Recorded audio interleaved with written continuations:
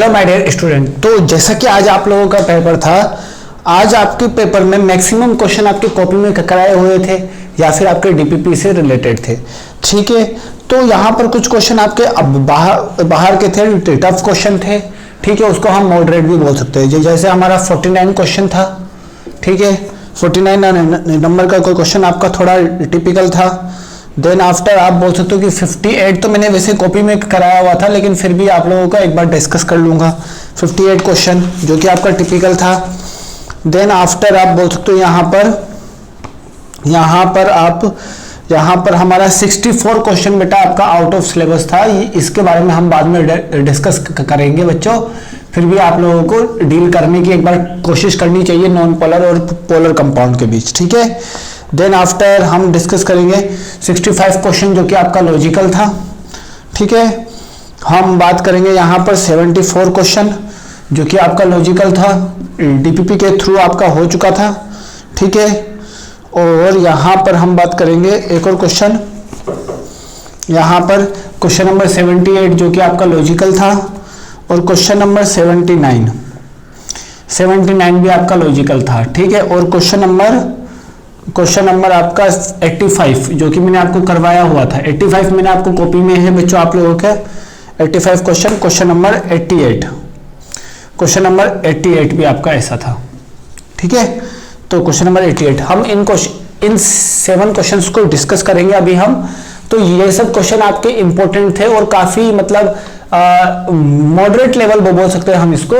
ये आपका उतना टिपिकल नहीं था, लेकिन फिर भी आप लोगों को इस क्वेश्चन में डाउट हो सकता है, तो हम इस क्वेश्चन को डिस्कस करेंगे। बाकी आपके क्वेश्चन आप है ना कॉपी में देख सकते हो, और एक बार थ्योरी पढ़ के अगर फिर भी आप लोगों को डाउट आता है तो आप लोग मुझसे पूछ सकते हो। तो ठीक है, तो पहला क्वेश्चन 49 क्वेश्चन आपको क्या बोला है कि maximum number of electron in outermost shell of SPDF block. SPDF block में maximum number of outermost electron. तो अगर मैं बात करूं आपका एस ब्लॉक, तो एस ब्लॉक का जनरल इलेक्ट्रॉनिक कॉन्फ़िगरेशन आपका क्या होता है? एस ब्लॉक का जनरल इलेक्ट्रॉनिक कॉन्फ़िगरेशन आपने एटॉमिक स्ट्रक्चर में पढ़ा होगा 1 से 2, NS1 से 2। ठीक है, तो ये होता है। तो यहां पर आउटरमोस्ट शेल में मैक्सिमम इलेक्ट्रॉन कितने बच्चों यहां पर जनरल इलेक्ट्रॉनिक कॉन्फ़िगरेशन के हिसाब से करेंगे तो 2। देखो यहां पर अगर मैं बेरिलियम की बात करूं तो बेरिलियम सब आ गए इसके अंदर। ठीक है, अगर मैं पी ब्लॉक की बात करूंगा तो पी ब्लॉक एलिमेंट का general electronic configuration NS2 NP126। तो यहां पर मैक्सिमम इलेक्ट्रॉन कितने हो गए बच्चों? यहां पर 6। यहां पर मैक्सिमम इलेक्ट्रॉन कितने हो गए बच्चों? यहां पर 6। और अगर मैं बात करूं यहां पर डी ब्लॉक एलिमेंट, तो डी ब्लॉक एलिमेंट का जनरल इलेक्ट्रॉनिक कॉन्फ़िगरेशन N-1D। ठीक है, 1 to 10 और NS1 to 2। तो आउटरमोस्ट शेल आपका कौन सा हुआ? ऐसी हुआ। एस में आउटरमोस्ट शेल में मैक्सिमम इलेक्ट्रॉन आपके कितने होंगे बच्चों? यहां पर भी 2 होंगे। ठीक है, यहां पर आउटरमोस्ट शेल में मैक्सिमम इलेक्ट्रॉन, आउटरमोस्ट शेल में मतलब एन वाले में, सॉरी यहां पर आपका 8 होगा क्योंकि एन का एस भी है और एन का पी भी है। N-1 आपका हो जाएगा इनर शेल। ठीक है, अगर मैं आपके एफ ऑर्बिटल की बात करूंगा, एफ ब्लॉक एलिमेंट, तो एफ ब्लॉक एलिमेंट का general electronic configuration N-2F 1 to 14, N-1 D 0 to 1 and NS1 to 2। तो आपका क्या हो जाएगा? मैक्सिमम इलेक्ट्रॉन यहां पर 2। तो आपसे क्या पूछा गया था कि आपका maximum outermost shell electron कितने होंगे? तो आउटर मोस्ट शेल तो यहां पर या तो ऐसे या तो NS होगा या तो S होगा या तो S होगा। तो कौन कौन सा होंगे बच्चों? यहां पर 2 8 2 2। This is the correct answer of this question. ठीक है, ए ऑप्शन आज करेक्ट। ठीक है, हमको जनरल इलेक्ट्रॉनिक कॉन्फ़िगरेशन आपको जैसा एटॉमिक स्ट्रक्चर में बताया गया होगा वैसे आपको ध्यान रखना है। ठीक है, इलेक्ट्रॉनिक कॉन्फ़िगरेशन लिखते टाइम तो इस तरीके से हमको देखना है। अब देखो क्वेश्चन नंबर 48 के बाद हम कहां थे बच्चों? क्वेश्चन नंबर 48 के बाद हम यहां पर थे बच्चों। क्वेश्चन नंबर 48 के बाद हम थे बच्चों यहां पर क्वेश्चन नंबर 58। क्वेश्चन नंबर 58 में मैंने आपको बताया था सक्सेसिव इलेक्ट्रॉन गेन एंथैल्पी। तो सक्सेसिव इलेक्ट्रॉन गेन एंथैल्पी आपका किस में होगा बच्चों? देखो वो पॉजिटिव वैल्यू। तो पॉजिटिव वैल्यू कब होती है? ये आप देख सकते हो। ये अगर आपका इलेक्ट्रॉन गेन एंथैल्पी मतलब इलेक्ट्रॉन को गेन कर रहा है, बात क्लियर है। ये वाला इलेक्ट्रॉन ये वाला माइनस चार्ज एक दूसरे को क्या करेंगे? रिपल्शन करेंगे। रिपल्शन करने की वजह से यहाँ पर एनर्जी क्या होगी? एब्जॉर्ब होगी। और दिस फिनोमेना इज एंडोथर्मिक, ऐसा मैंने आपको लिखाया था। ठीक है, तो आप देख सकते हो बच्चों। ठीक है, काफी इजी क्वेश्चन है, आप लोग देख सकते हो। क्वेश्चन नंबर 58 इस तरीके से था, तो यहां पर इसका बी ऑप्शन आपका करेक्ट होगा। ठीक है, नाउ अब हम चलते बच्चों क्वेश्चन नंबर 50 पे। तो क्वेश्चन नंबर 58 के बाद हमारा कौन सा था बच्चों, यहाँ पर नॉन पोलर और पोलर के केस में, तो ये मैं आपको आगे बताऊंगा, आउट ऑफ सिलेबस था तो इसलिए मैं आपको आगे बताऊंगा। जैसे मैं केमिकल बॉन्डिंग पढ़ाऊंगा तो आपको इसमें मैं आपको बता दूंगा कि नॉन पोलर और पोलर हम कैसे निकालेंगे। ठीक है, अब हम चलते बच्चों यहाँ पर क्वेश्चन नंबर यहां पर आएगा हमारा 74 क्वेश्चन। देखो बच्चों 74 क्वेश्चन हमारा कैसा था बेटा, 64 क्वेश्चन मैं आपको केमिकल बॉन्डिंग में डिस्कस करने वाला हूं। ठीक है, अरे 65 भी था क्या, हाँ 65 भी था। तो 65 क्वेश्चन देखो क्या करेंगे, consider element P and Q मैंने दो एलिमेंट कंसीडर किए। Then formula of P and Q, period number 2 है, मतलब अगर मैं क्यू के लिए बात करूंगा तो पीरियड नंबर 2, ठीक है, और ग्रुप नंबर 15 और पीरियड नंबर 2, तो ये आपका 100% क्या होगा, नाइट्रोजन के ऊपर 3 इसका मतलब क्यू के ऊपर क्या आ जाएगा 3 अगर मैं बात करूं पी के लिए तो पीरियड नंबर 3 और ग्रुप नंबर 2, तो इसका मतलब ये कौन सा होगा, मैग्नीशियम। ठीक है, मैग्नीशियम होगा तो मैग्नीशियम के ऊपर क्या आता है +2, इसका मतलब पी के ऊपर भी क्या आएगा +2, तो P +2 और Q -3 equal to what, P3Q2। Their answer is correct, what, B option is correct. ठीक है, ये आपका लॉजिकल क्वेश्चन था इसलिए मैंने डिस्कस किया। नाउ अब हम देख लेते हैं बच्चों यहाँ पर 74 क्वेश्चन। ठीक है, 74 क्वेश्चन कैसे करेंगे बच्चों, 74 क्वेश्चन में आपको आयोनाइजेशन एनर्जी की वैल्यू दी गई है। ठीक है, अब देखो यहां पर बोला गया है कि Y और Z को आपको दिया गया है, Y और Z का आपका जर्नल इलेक्ट्रॉनिक कॉन्फ़िगरेशन NS2NP4, तो ये आपकी कौन सी फैमिली से बिलोंग करता है, ऑक्सीजन फैमिली। और ऑक्सीजन फैमिली के ऊपर हमेशा क्या होता है बच्चों, ऑक्सीजन फैमिली के ऊपर हमेशा क्या आएगा, y की पावर -2, y की पावर नहीं सॉरी y -2 बनाता है, ऑक्सीजन फैमिली हमेशा -2 बनाता है। और यहाँ पर Z आपका क्या दिया गया बच्चों, यहाँ पर NS2NP5, मतलब ये आपका हेलोजन फैमिली से बिलोंग करेगा, तो Z के ऊपर क्या आ जाएगा बच्चों, जैसे क्लोरीन के ऊपर -1 उस तरीके से Z के ऊपर -1, ये दो मैंने बात कर लिया। अब यहाँ पर आपको बोला है Y और X, W और X। अब आप देख सकते हो W और X में जो आयोनाइजेशन एंथैल्पी में जो सडन चेंज आ रहा है बहुत ज्यादा, मतलब हाईएस्ट इंक्रीमेंट आ रहा है वो E3, W में E3 और E4 में आपका सडन चेंज आ रहा है, तो इसका मतलब आपका IE3 आपका स्टेबल होगा। और IE3 बनाने के लिए आपको IE3 से IE4 जाने के लिए आपको क्या होगा बच्चों, यहाँ पर +3 इसका ऑक्सीडेशन स्टेट स्टेबल होगा, तो इसका मतलब W के ऊपर क्या होगा +3। अगर मैं X की बात करूं तो X में क्या होगा, सडन चेंज आपका किस में आ रहा है, सडन चेंज आपका IE2 और IE3 में आपका मैक्सिमम चेंज है, तो इसका मतलब इसका +2 ऑक्सीडेशन नंबर स्टेबल है, तो यहाँ पर +2।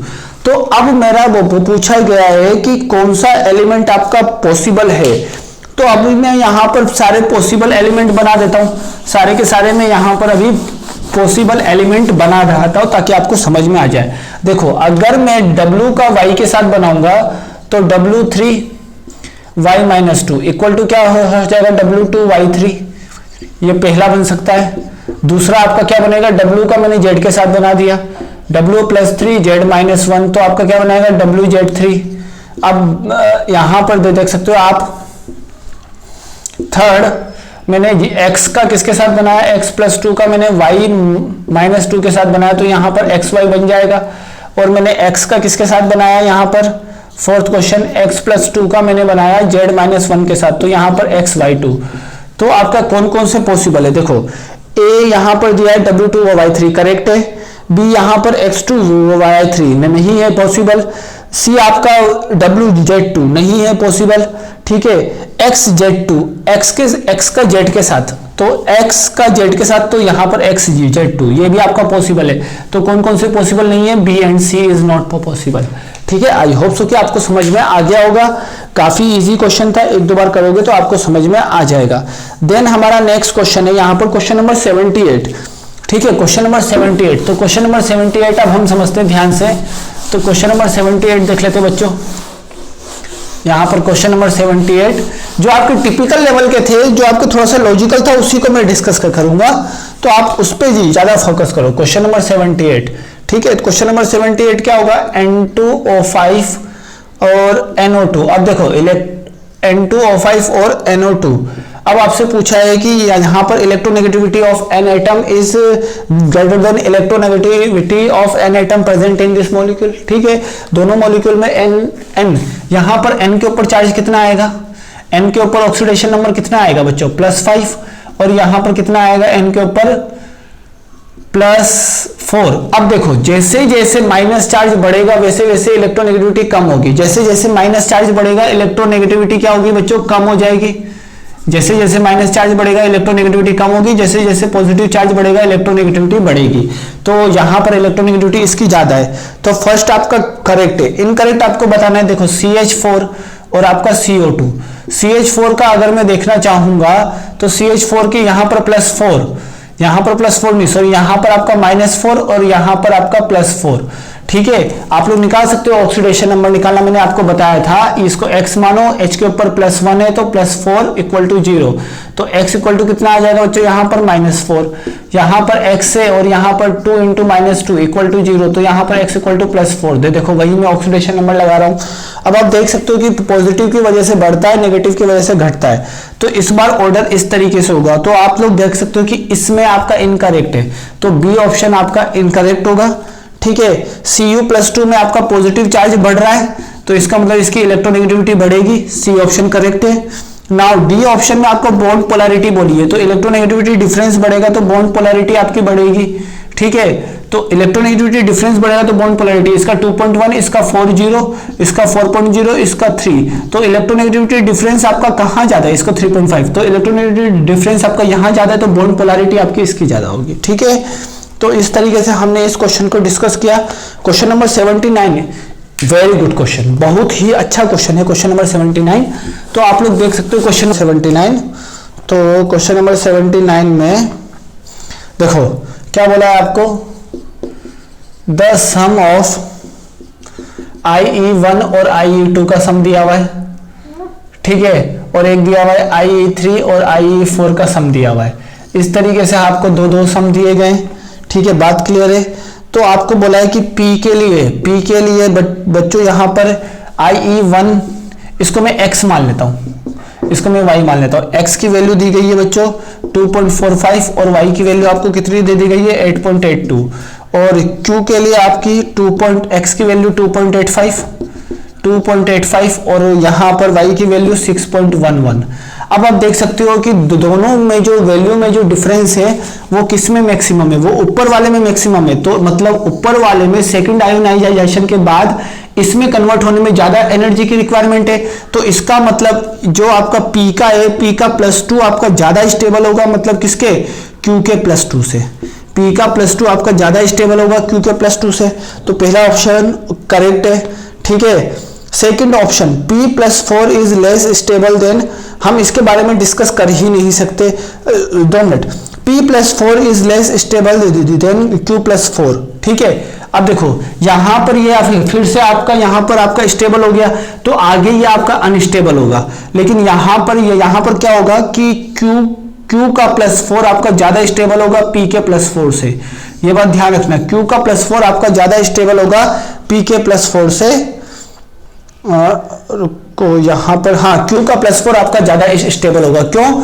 क्योंकि Q में आप क्या होगा बच्चों, देख सकते हो आप, जब आयोनाइजेशन एनर्जी एक सर्टेन पॉइंट पे आपकी बढ़ती है। अब अगर मैं इसके बाद वाली वैल्यू बोलता IE5, तो IE5 की वैल्यू इसकी ज्यादा होती, IE5 और Y में आपका डिफरेंस आपका ज्यादा होता है, ज्यादा डिफरेंस होने की वजह से इसका +4 आपका ज्यादा स्टेबल होता, क्योंकि यहां पर तो स्टेबिलिटी पहले ही निकल चुकी है, तो बाद में स्टेबिलिटी निकलने का कोई चांस ही नहीं है। लेकिन यहां पर तो Q+2 जब स्टेबल नहीं है तो इसका Q+4 आपका स्टेबल होगा और इसका P+4 आपका अनस्टेबल होगा। तो हम सिंपली बोल सकते हैं कि सिंपली आप इस तरीके से ना जाके आप सिंपली बोल सकते हो, जब इसका P+2 स्टेबल है तो इसका Q+2 उतना स्टेबल नहीं है, तो इसका Q+4 ज्यादा स्टेबल होगा एज कंपेयर टू P+4। तो हम सिंपल बोल सकते हैं कि यहां पर आपका Q+4 ज्यादा स्टेबल होगा P+4 से, ये होगा। तो आपका कौन सा इनकरेक्ट है? तो आप देख सकते हो P+4 को ज्यादा स्टेबल बताया हुआ है, जो कि आपका क्या है बच्चों? इनकरेक्ट है। ये आप डी ब्लॉक एलिमेंट में फिर से पढ़ने वाले हो, डी ब्लॉक एलिमेंट में फिर से पढ़ने वाले हो, ठीक है। नाउ अब हम बात करते हैं यहां पर क्वेश्चन नंबर 85 का करवा रखा है कॉपी में बच्चों, आप लोग देख सकते हो। क्वेश्चन नंबर 88, क्वेश्चन नंबर 88 क्या बोला है बच्चों? क्वेश्चन नंबर 88 हमारा बोला गया है कि EaCl माइनस I, ठीक है, ऐसा बोला गया है। तो अब आपको पूछा गया है which of the following statement is correct regarding this topic, ठीक है।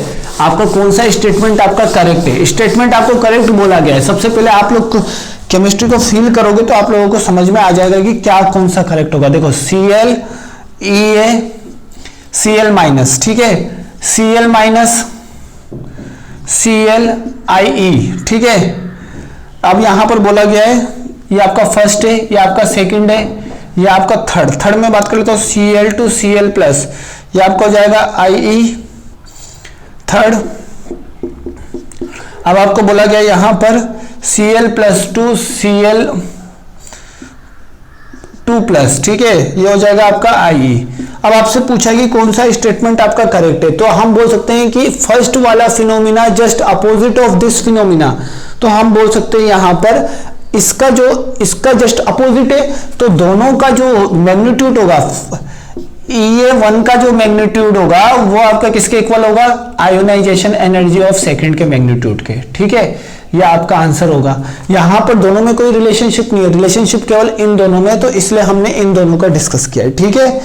तो इस तरीके से हमारा ये क्वेश्चन भी डिस्कस होता है, ठीक है। और बाकी सारे क्वेश्चन मैंने आप लोगों को करवाए हुए हैं बच्चों, कहीं ना कहीं कॉपी में किसी ना किसी तरीके से मैंने आपको करवाए हुए हैं। गैडोलियम का तो मैंने आपको यहाँ पर 84 क्वेश्चन में मैंने आपको गैडोलियम का तो बोला था कि वो सबसे ज्यादा इंपॉर्टेंट है, आपको हर साल पूछता है। तो ये सारे क्वेश्चन मैंने आपको करवाए हुए हैं, ठीक है।